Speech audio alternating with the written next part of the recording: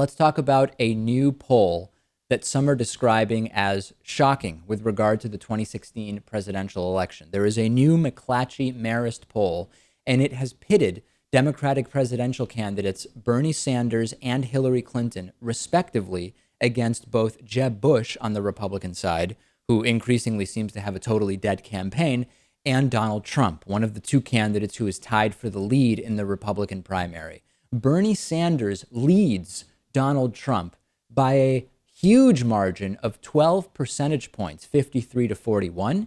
And Bernie Sanders also leads former Florida Governor Jeb Bush by 10 points, 51 to 41.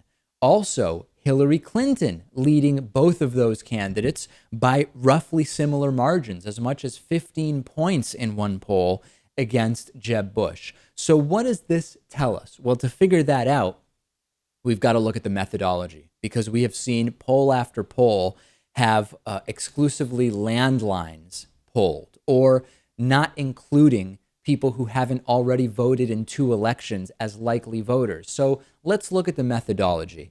Let's also remember that, broadly speaking, according to 538.com, a year out from the election, polls have a 10.6% average error, which is huge. So that's the sort of general caveat. Let's now look at the specifics of this poll. This poll surveyed nearly 1,500 adults. It was conducted between October 29th and November 4th. Okay, so far so good.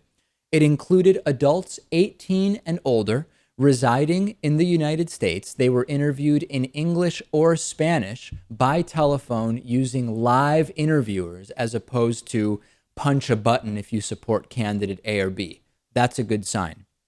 What about landlines versus cell phones? Landline telephone numbers were selected based on random telephone exchanges, and they were done by ASDE Survey Sampler Incorporated. They were selected in a random way to ensure that different regions of the country were evenly represented in proportion with the populations of those respective areas. Respondents in the household were then selected by first asking for the youngest male. And then to increase coverage, there were also random cell phone dials done from Survey Sampling International. So that's a good sign. We are not only doing landlines, we are not disproportionately doing landlines, we are doing a combination of landline and cell phones. The two samples were combined and then balanced to reflect the 2013 American Community Survey estimates for age, gender, income, race, and religion. Results are significant within 2.6 percentage points. That's good.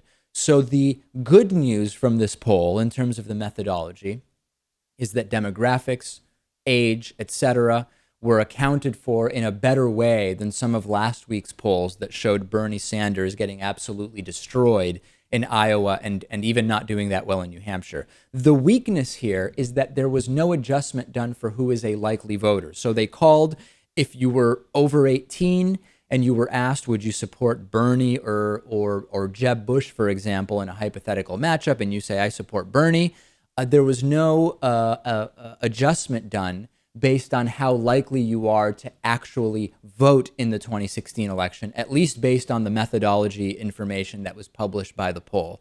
So long story short, this far out, polls are often not that accurate. And even when they are done in a way that makes sense methodologically, they are often not that precise. To the extent that this poll sought to be accurate and precise, we can say that relative to other polls, it was well done, bearing in mind that this far out, polls often don't tell us that much. Very interesting, though, and this goes to the question of electability, which we've been discussing for a while. Who would be more electable between Hillary Clinton and Bernie Sanders? This poll suggesting that both would be very electable.